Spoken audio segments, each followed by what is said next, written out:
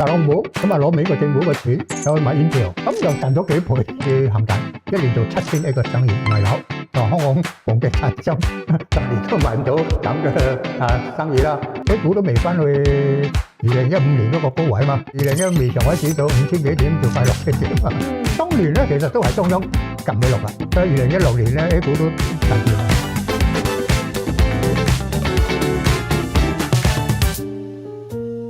Hello， 大家好，嚟到今集嘅師傅有請時間，好開心請嚟曾淵滄曾博士喺度嘅，曾博士你好。你好，大家好。嚟到我哋今年咧都差唔多年中咁嘅時間啦。其實上半年環球局勢咧發生好多事，嗱一來就有中東嘅戰事啦，二來就係究竟即係環球啊嗰個高息啊，因為見到咧唔單止美國，你亞洲區日本啦、歐洲啦，全部啲長息咧都係咧喺個高位嘅水平，係咪反映翻嚟緊通脹嘅環境啦？跟住就有兩國元首啦，好緊要就係中美元首一個見面啦嚇，所以集中咗哇喺上半年發生咁多事，但係咧環球股市大部分啦嚇都係升到嘭嘭聲嘅。我哋咧為我哋下半年嗰個嘅投資部署咧點樣去做咧？有冇發現一樣嘢啊？就係曾博士，好多人咧都畏高嗱我。最近咧聽到唔少嘅聲音都係話，哇美股好貴好高，哇亞洲股市呢邊你 A 股就去到10幾年高位啦，咁但係你望翻話韓股跟住日股全部都去晒新高咁嘅位置，都係話畏高，究竟即係咪真係咁高咧？大家係咪真係要咁敬畏咧？其實唔係叫做好高㗎，特別係港股都未創新高，咁A 股又未創新高。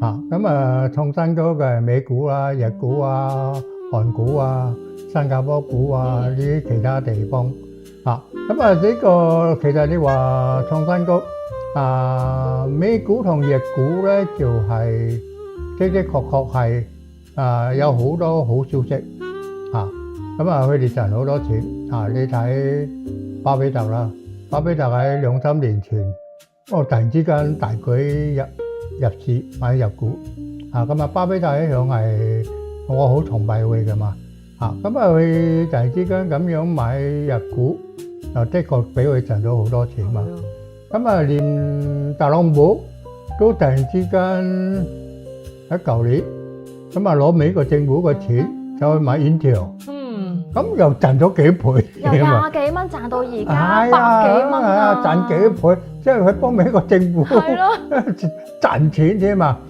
所以我哋的確咧，就點解會突然之間咁樣升咧？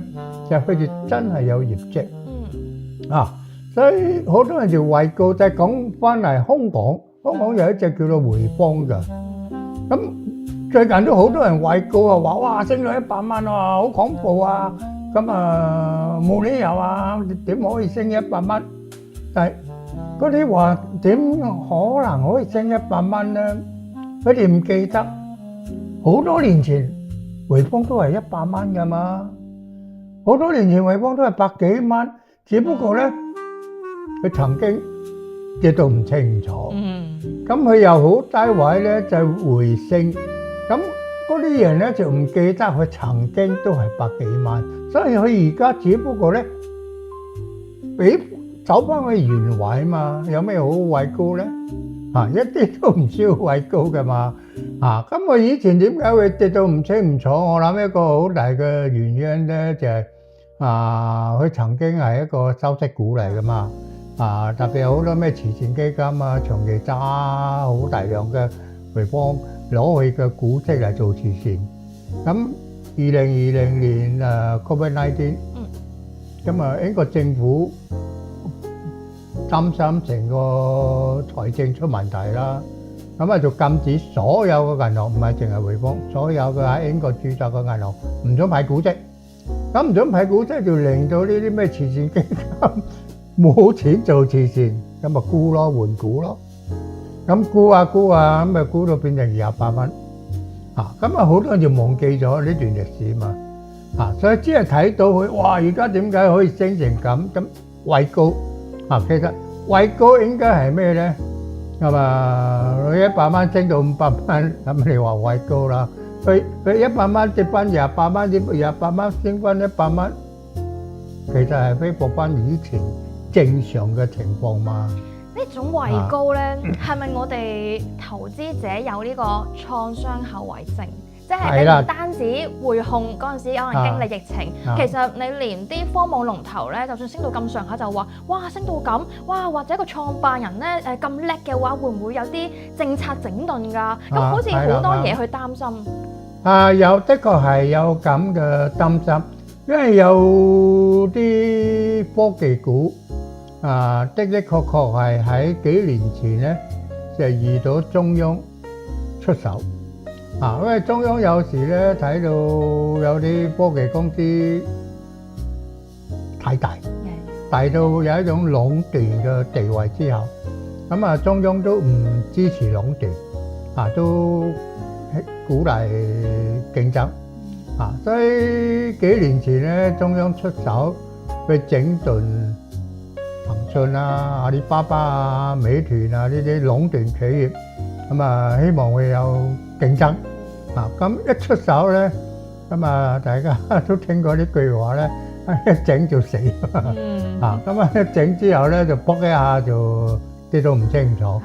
咁跌到唔清楚呢個冇辦法，因為中央長期咧都會對呢整個市場咧覺得佢有需要佢就會干預，但係呢種干預咧係唔容易捉拿到啱啱好個力度。所以每一次干預咧，都干預過頭，就好似房地產、內房股呢一排跌落嚟，都係中央出手干預嘛。咁啊，習主席話房住不炒，咁啊不炒，咁啊最初大家聽咩叫做不炒咧？不准炒，不准炒，搞下咧，連炒都冇得炒，咁就一路就變咗不買啦。係啦，唔敢買。係咯。唔止係唔准炒，直情就唔敢買。咁唔買你唔買，我唔買。如果嗰啲樓賣唔出咧，資金周轉出問題，佢仲有3條紅線。你一觸犯3條紅線咧，銀行又唔借錢俾你。咁唔借錢俾你，咪成間房地產公司冧檔。咁你冧檔，我冧檔，全部冧檔。再加埋有少數房地產公司又有蠱惑啦。行騙啦，好似恒大咁咯，恒大而家已經係證實佢裏邊係有啲蠱惑啦，所以恒大個主席都被捉去審判啦，咁呢啲嘢嘅發生其實都係必然嘅，因為生意做大咗就有人貪心，有人就會出呢啲蠱惑咁啊，整得太虛太大，就好似當年咧。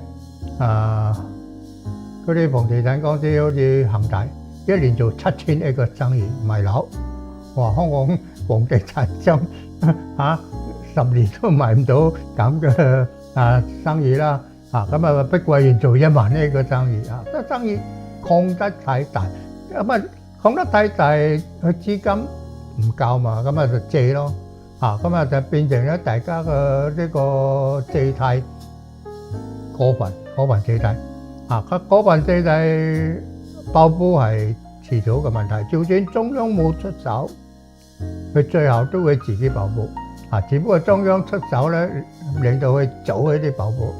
係。咁呢啲係我哋的確係要面對嘅。其實呢樣嘢咧，到今日其實仲未恢復噶嘛。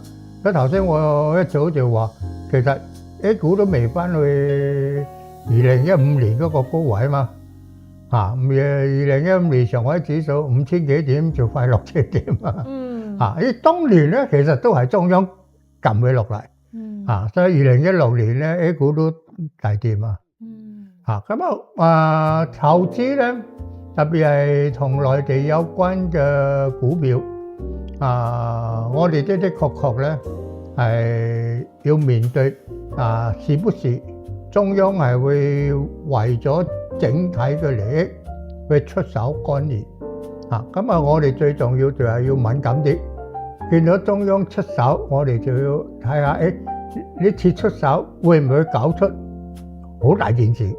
如果會搞出大件事，我哋要走快啲咯。係啊，因為咧，其實經過過嗰個房地產啦去槓桿嘅整頓之後，其實都會見到相關嗰啲嘅政策手影啦，就會喺平台經紀公司嗰度啦，以及啦又會喺某部分一啲可能汽車啦嚇，因為都你有內卷喎，即係佢哋可能行業之間出現個惡性嘅競爭嘅問題，咁所以都有出手就話喂，你哋聽話啦，即係唔好大家即係鬥過你死我活啦，咁樣去即係點樣暫停呢個內卷啦。佢而家個做法咧，就算唔算係吸收咗可能之前就唔好似頭先曾博士咁講出手太重嗱，佢而家先係咧口頭叫你哋自己去嚴肅啦，去睇下檢視翻自己有冇咁嘅問題啦嚇，再唔得嘅話佢哋先出手。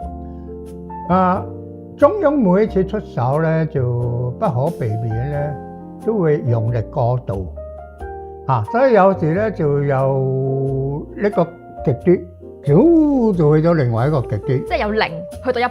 係啦，咁然後咧大鑊啦，去到另外一個極端，就好似頭先我講幾年前中央話要防止壟斷，鼓勵競爭，咁搞下而家咧又擔心你過分競爭，咁美團咪咁咯，美團嗰陣時去壟斷嘛，咁中央出手話要鼓勵競爭，而家京東又同佢爭，拼多多又同佢爭，哇咁N 咁多人，淘寶又同佢爭，咁大家同佢爭，搞到大家都冇啖好食，咁而家就變成中央又要出嚟講，你哋唔好爭特別係汽車，汽車已經爭到大家都冇啖好食噶啦，而家喺內地嗰啲細型嘅呢啲電動車。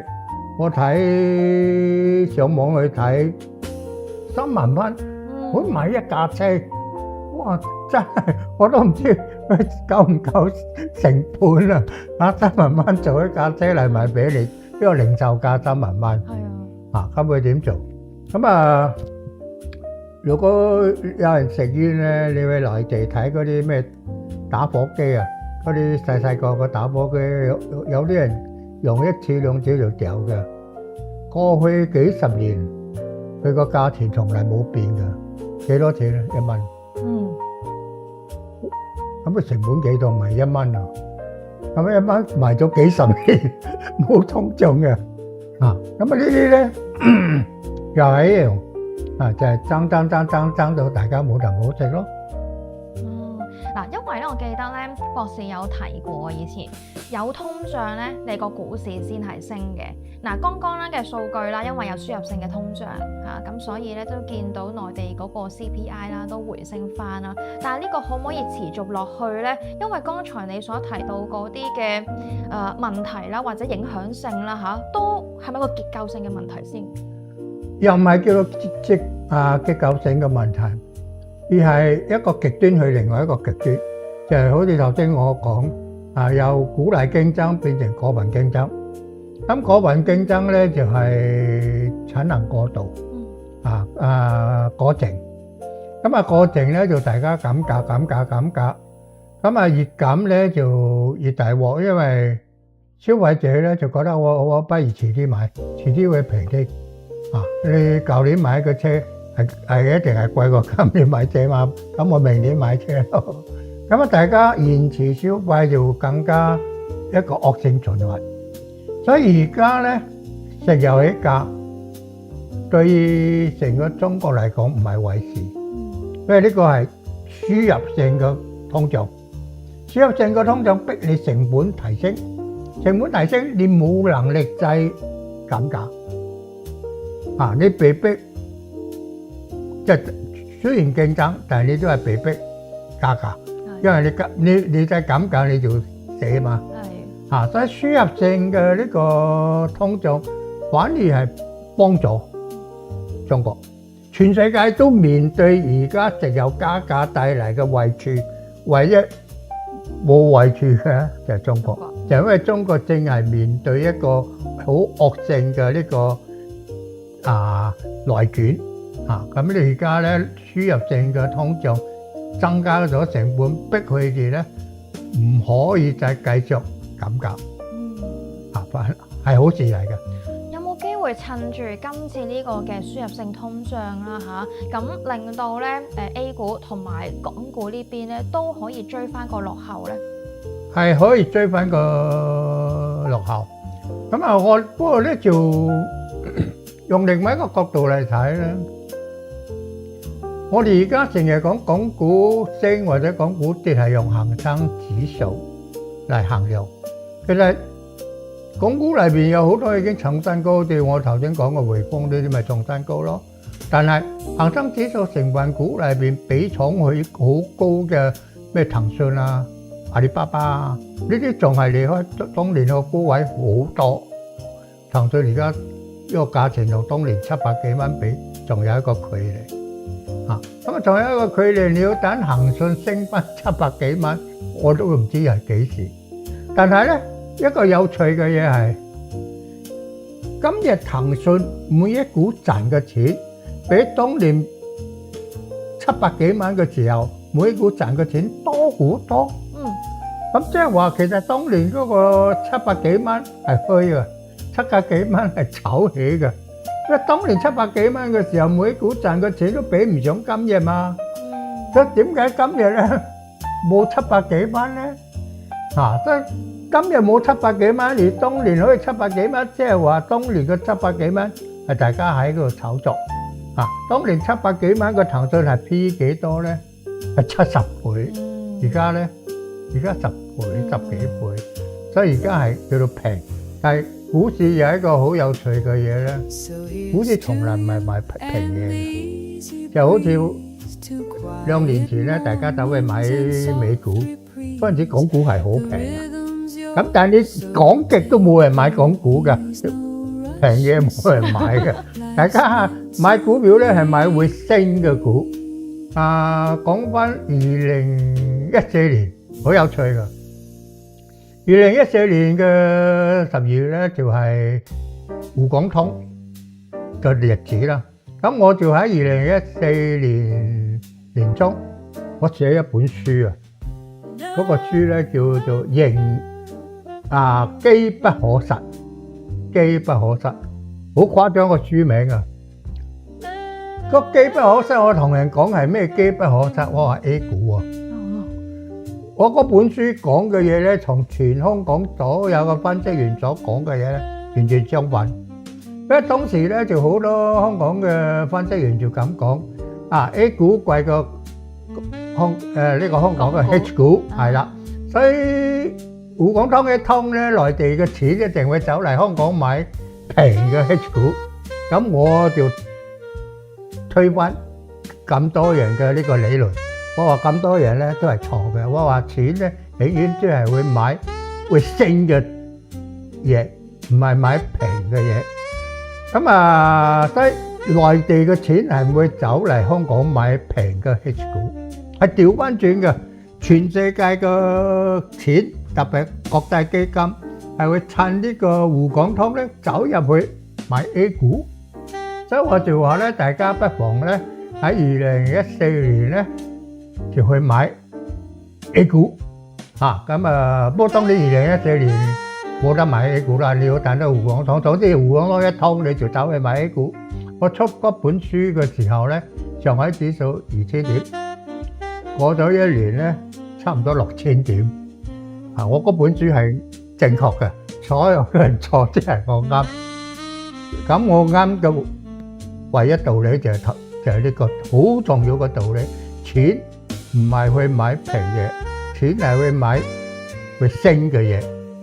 只係大家覺得會升，所有嘅錢都撲落去，所以永遠都係咁嘅。你升就越勁，越升就越勁，然後最後咧變成泡沫咯。所以去到2015年，頭先我都講過，升到接近6000點，中央都覺得不得了嘛，2000升到6000，喺一年嘅時間，中央最後都出手。哇！但係而家呢個泡沫啦，嚇，咁唔少人嘅目光就會將呢個泡沫咧安放咗落美股身上嚇，因為咧美股就你有 AI 就係22年底就開始有呢個嘅 ChatGPT 啦，然之後23年開始啦就瘋狂啦，已經係去炒嗰啲 AI 啊相關啲嘅股份，甚至去到而家半導體咧，我哋睇費城半導體新高咁嘅位置啦嚇，咁呢樣嘢因為都已經23年而家26啦，都已經3年咁嘅時間啦嚇，到咗嗰個泡沫點未咧？即係頭先話啲資金就係逢高就必入噶嘛，而家到咗呢個位置未？唔係，今日個訪問我一開始就話仲未係泡沫嘛，仲未係泡沫。點解話我仲未係泡沫？因為到而家為止咧，佢仲有業績支撐。呢個同2000年 dotcom 嘅年代唔同 ，dotcom 咧就完全冇業績嘅支撐。咁而家唯一冇業績支撐嘅係咩？有一啲新嘅 IPO 股，嗰啲我就比較擔心。特別係香港呢一排哇，好多人抽新股抽到好興奮，因為一上市就升一倍。但係我睇呢啲公司咧，到而家冇業績㗎，係虧蝕㗎。咁虧蝕嘅股佢上市咧升一倍，一年後佢就係攞唔出業績咧，佢就會跌到唔清唔楚。咁呢啲就係泡沫。所以而家個泡沫咧，基本上係一個局部性嘅。咁嗰啲有業績支撐嘅，我睇唔到係有泡沫㗎。佢的確生意好好，的確賺錢賺好多倍。每一年賺幾多倍？咁嗰啲每一年可以賺幾多倍嘅，唔係泡沫。但係嗰啲完全冇業績支撐嘅，咁一個 IPO 咁上市升一倍，嗰啲就係泡沫啦。嗰啲佢都可能唔係泡沫。如果一年後佢真係攞得出業績，咁我哋就睇下佢個業績咯。但係如果一年後之後佢仲係虧蝕，咁佢就係泡沫啦。嗱，因為咧剛才所提到啦，同 dotcom 去做個比較啊，都要請教下曾博士啦，即係同我哋去即係睇下個歷史上有啲乜嘢唔同。的而且確而家就見到，尤其是半導體嘅行業啦嚇，都話哇，我哋啲客戶訂單咧直情係做到咧唔夠做啊，因為佢哋啲產能啦係完全係供不應求啦，甚至乎咧大家會睇嗰啲嘅睇咧都係週期股份啊嘛，因為都經過好多年一個嘅週期。發展去到而家，但係一出到嚟就話我都要保障翻我自己，所以咧啲客戶同我簽嘅咧唔同以前嗰啲嘅協議嘅條款啦，而家係多咗，可能要3至5年所謂一啲嘅合約期。你咧如果突然之間呢5年之內啦嚇，你都簽完之後，好似之前嗰啲週期咁，原來咧嗰個需求咧係冇咁大嘅時候，就可以隨時違約都 OK 嘅，唔得啦，而家你要賠錢咁嘅意思啦嚇。咁會唔會係打破咗係之前啦一啲嘅週期方面嘅因素嘅影響？第二個就係而家個業績嘅支撐係咪都完全係擺脫到可能 dotcom 嗰陣時引發出嚟嗰個影響？所以而家個泡沫就係有形成，但係未去到一個爆破咁嘅意思咧。而家呢個晶片股咧，的確係有好多訂單。呢個訂單都保障佢未來幾年咧生意唔錯嘅，因為呢個係一個投資期。AI 令到突然之間大家想搞 AI， 你想搞 AI 你就要去買晶片有關 AI 嘅晶片。咁呢個即係搞 AI 係要成本嘅，成本唔低。呢個同 dotcom 唔同 ，dotcom 嘅成本原來係好低㗎。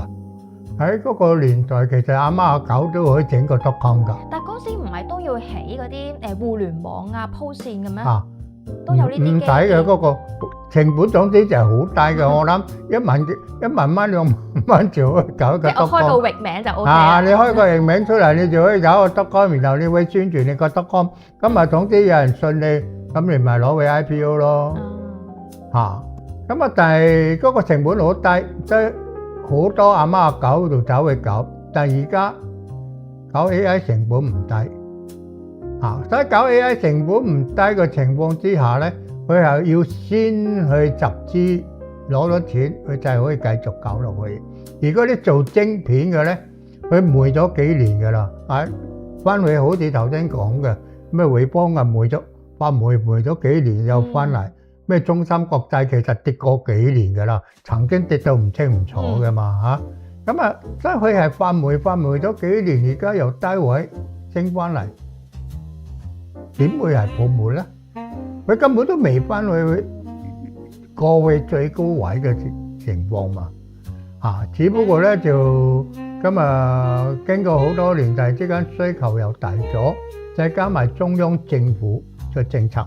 中央政府唔鼓勵中國個企業去買美國晶片因為過去咧好長嘅時間咧，點解頭先我講咩中芯國際呢啲曾經會跌得唔清唔楚，就因為中國嘅科技公司咧唔幫襯佢買美國平啲，買美國又靚又平所以呢個美國嘅呢個黃咩芬啊，黃文芬日日都喺嗰度話特朗普佢亂搞一通，唔准我賣晶片，應該鼓勵賣晶片，因為你唔賣晶片俾中國，中國就會依賴你嘛。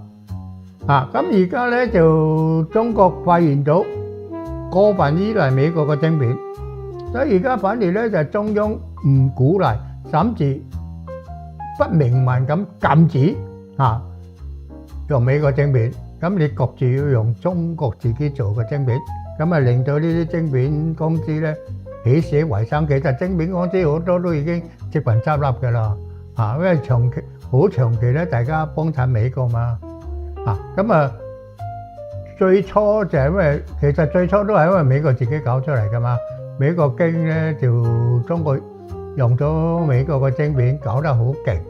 所以就由華為開始啦，出手唔准買晶片俾華為，咁唔准買晶片俾華為，搞到咩咧？華為自己搞晶片出嚟嘛，咁啊咩好多嘢科技嘅嘢，你有唔代表我永遠都唔會有嘛，咁啊，但係如果你有，我可以平平地同你買，我就冇興趣去自己搞嘛。但係你逼到我冇得買，咁我一定要自己做咯。咁華為咪自己做咯。華為以前冇5G 嘅手機嘛，因為唔准賣晶片俾佢嘛。所以華為曾經咧撲一下，佢個5G 手機本嚟喺中國排number one嘅，突然之間撲一下冇咗啲嘛，完全唔做啦，因為冇晶片嘛。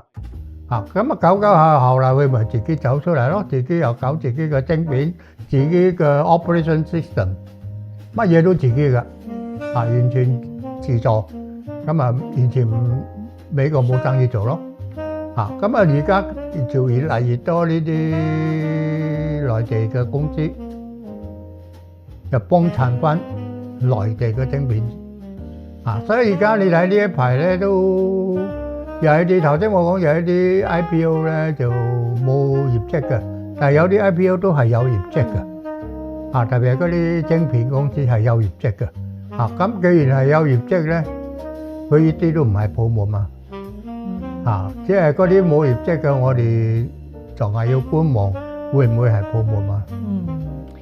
所以咧，我哋即係去討論嘅階段啦都已經咧留意到曾博士咧都要俾一啲 tips 俾大家㗎啦首先就係暫時未留意到啦出現一個泡沫嘅情況，但係咧其實剛才提到可能港股或者係內地嘅半導體公司冇泡沫㗎啫喎，咁美股方面係點樣咧？我哋留翻下一節再同咧曾博士咧詳細再傾下㗎。所以大家記得留意下除咗留意半導體嘅公司之外啦，仲有啲乜嘢嘅公司係可以下半年啦，我哋嘅投資部署都繼續嘅咧？會唔會係收息股咧？因為呢個都係曾博士最愛噶嘛咁我哋咧下一節翻嚟再詳細去傾下啦。